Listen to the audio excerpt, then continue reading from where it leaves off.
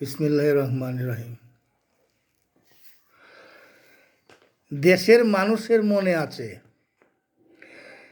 কিন্তু বিএনপি নেতাকর্মীদের মনে আছে কি না জানি না।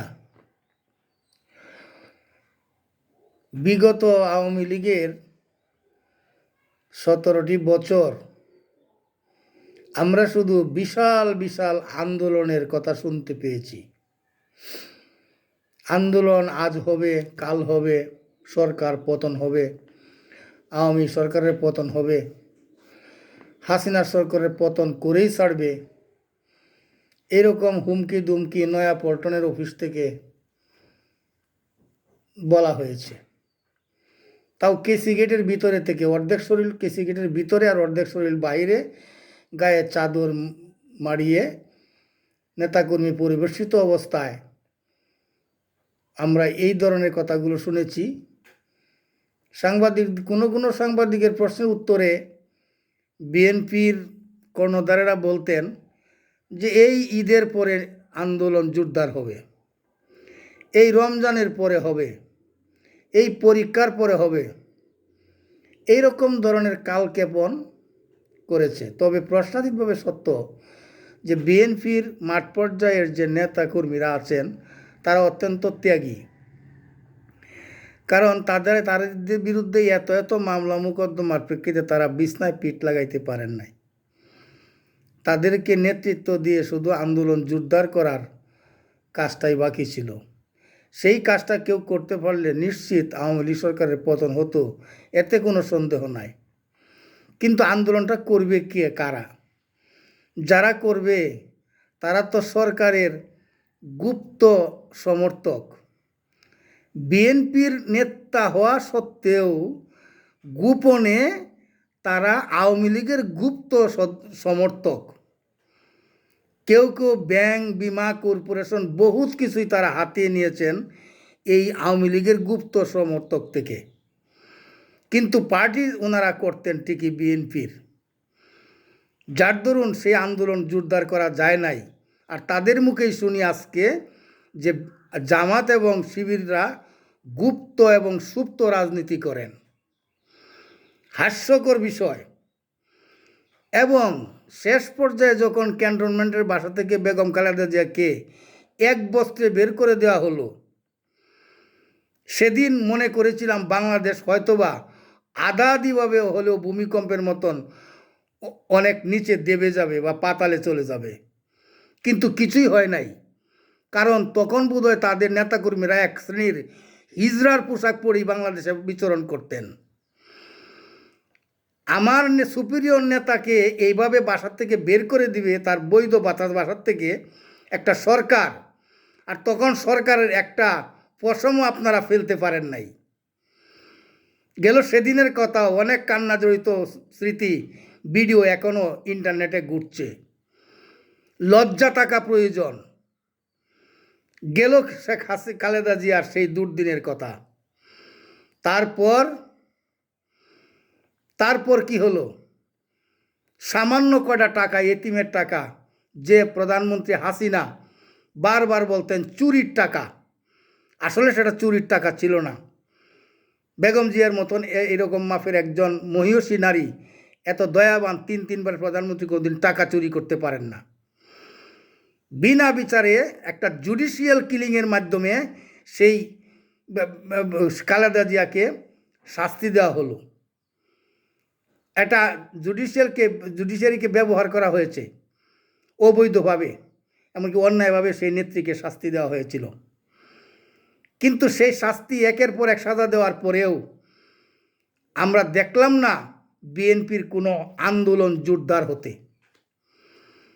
দেশের আওয়ামী লীগ বাদে যতগুলো লোক ছিল, আমার তো মনে হয় তখন আন্দোলন জোরদার হলে আওয়ামী লীগেরও কিছু কর্মী বিএনপিতে যোগদান করে সেই আন্দোলনকে সার্থক করত।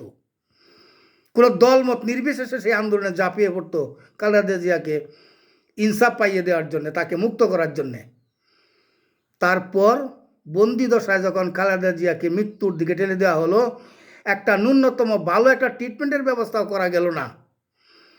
বিদেশে পাঠানো তো দূরের কথা, তখনও তার নেতাকর্মীদের কোনো খবর ছিল না। বিশাল বিশাল নেতা। আজকে যারা জামাতকে রাজাকার বলে গালি দেন, মুসলিম লীগ ভেঙে যখন জিয়াউর রহমান বিএনপি প্রতিষ্ঠা করেন, আর সেই অধিকাংশ নেতারা যখন আপনাদের দলে ভিড়ল, সেই রাজাকারদের নিয়ে আপনারা দল কাড়া করলেন। আজকে আপনারা আবার জামাতকে রাজাকার বলে গালি দেন, জামাতকে যুদ্ধ অপরাধী বলেন। কারা কোন ফ্রন্টে জামাতের বিরুদ্ধে যুদ্ধ করেছিলেন? সেই বীর বাহাদুররা কোথায়? আজকে সেই দলে অলি আহমেদের মতন লোক এসে জুটের মধ্যে শরিক হন। আখতারুজ্জামান রঞ্জনের মতন, মেজর আখতারুজ্জামান রঞ্জনের মতন বীর শ্রেষ্ঠ মুক্তিযোদ্ধারা, বিশিষ্ট মুক্তিযোদ্ধারা জামাতে এসে তাদের নাম লেখান সাধারণ সদস্য পদে। এত বড় হেডামল একটা দলের লজ্জা থাকার কথা। আজকে দেখি সকলই সমান। কাজেই কাউকে রাজাকার বলা, আজকে আপনারা জামাতের নারী সদস্যরা যখন কোনো নির্বাচনী প্রচারণায় যায়, তখন আপনারা তাদেরকে ট্যাগ দিয়েছেন কি? তাদেরকে মারেন, তাদেরকে উলঙ্গ করবেন, ন্যাংটা করবেন। আরে কুলাঙ্গারের দলেরা তো তোমাদেরই মা বোন। এক ভাই যদি আওয়ামী লীগ করে, এক ভাই করে বিএনপি, আরেক ভাই জামাত। কার মায়ের বস্ত্র তোমরা হরণ করতে যাও? কার মায়ের বস্ত্র হরণ করতে যাও? কাকে হুমকি দাও দর্শনের? তোমরা আমাদের মা বোনদেরকে উলঙ্গ করবে, আর আমরা বসে বসে আঙ্গুল চুষব? একটা কথা মনে রাখবে, জামাতের প্রত্যেকটা সদস্য জীবন বাজি রেখে রাজনীতি করে। জীবনকে তো ভালোবেসে নয়, জীবনকে ততক্ষণ ভালোবাসে যতক্ষণ ইনসাফের পথে থাকতে পারবে। আর কুলাঙ্গা সোজা করার জন্য একটা জামাতের সদস্য যথেষ্ট। কোনো নারীর গায়ে হাত দেওয়ার আগে 7 বার ভাবতে হবে। আজকে তুমি রাজনীতি করছো, এই দেশ তোমারও আমারও সকলের। জনগণ না চাইতেই কেন তোমরা জোর করে গায়ে মানে না আপনি মোড়ল হতে চাও? মায়ের ঘরে জন্ম হয় নাই? মায়ের গর্ভে জন্ম হয় নাই? বোনের ভাই নও? কোন দেশি কুলাঙ্গার তোমরা? মাদেরকে উলঙ্গ করার মতন ধমক দাও, হুমকি দাও, আর সেই দলের বড় নেতা তার কোনো প্রতিবাদ করেন না। 24 সনে হাজার হাজার মানুষ জীবন দিল, হাজার হাজার মানুষ পুঙ্গত্ব বরণ করলো 54 বছরের দাসত্ব থেকে মুক্ত করে বাংলাদেশকে পুনরায় দ্বিতীয় স্বাধীনতা আনার জন্যে। সেই ছেলেগুলা যদি সেদিন আন্দোলনে ঝাঁপিয়ে না পড়তো, আজকে সেই বড় নেতা বড় মঞ্চে কেন কোথাও যাওয়ার কোনো সুযোগ থাকতো না। যে আন্দোলন 17 বছরে করতে পারে নাই, এই 24 সনের পরে, সেই 24 আগস্টের আন্দোলনের পর থেকেই এই বিপ্লবী তাদেরকে সেই সুযোগ এনে দিয়েছে। অথচ এই পর্যন্ত শুনলাম না কোনো দিন যে সেই নেতার মুখে এই 24-এ যারা শহীদ হয়েছেন সেই শহীদদের প্রতি কোনো শ্রদ্ধা নিবেদন করতে। তাদেরকে শুনি নাই কোনো দিন হ্যাঁ ভোটের পক্ষে একটা কথা বলতে। তাকে শুনি নাই সংস্কারের প্রতি প্রতিশ্রুতিবদ্ধ থাকতে। কোথাকার 30টা সংস্কার নিয়ে আসছেন উনি। এই সংস্কার কি হবে? ডাস্টবিনে সেই সংস্কার। একটু চিন্তা করে কথাবার্তা বলা দরকার। লজ্জা শরম মানুষের থাকতে হয়। যদি সুইকে যদি চালনে কুটা দেয়, তোমার পাশায় ছিদ্র, লজ্জাজনক সেই ছিদ্র। বাংলাদেশের মানুষ আর মূর্খ নয়। বাংলাদেশের মানুষ মূর্খ নয়। বাংলাদেশের মানুষ ঘাসে মুখ দিয়ে চলে না।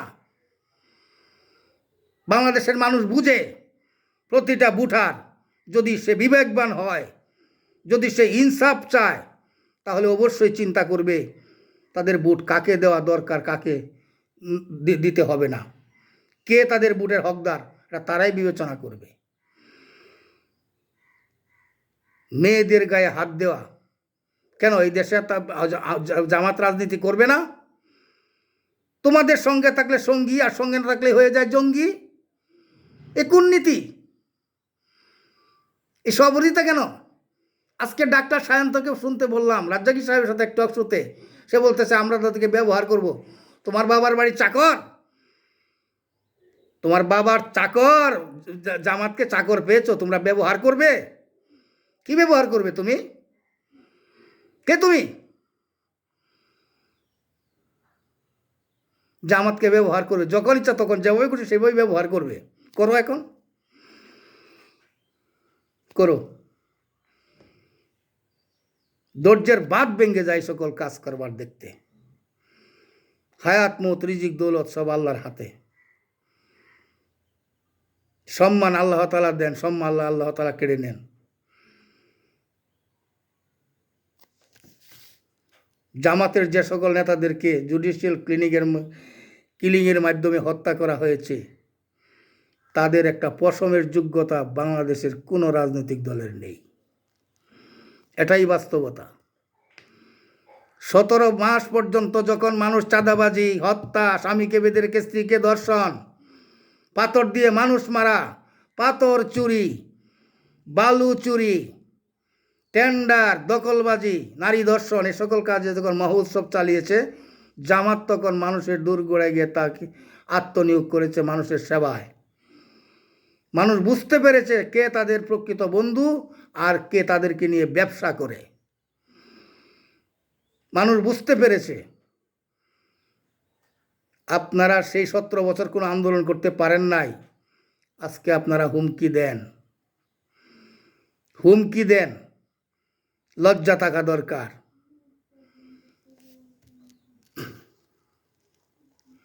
ধন্যবাদ। বাংলাদেশ জিন্দাবাদ, বাংলাদেশ জামাত ইসলামী জিন্দাবাদ, ইনকিলাব জিন্দাবাদ।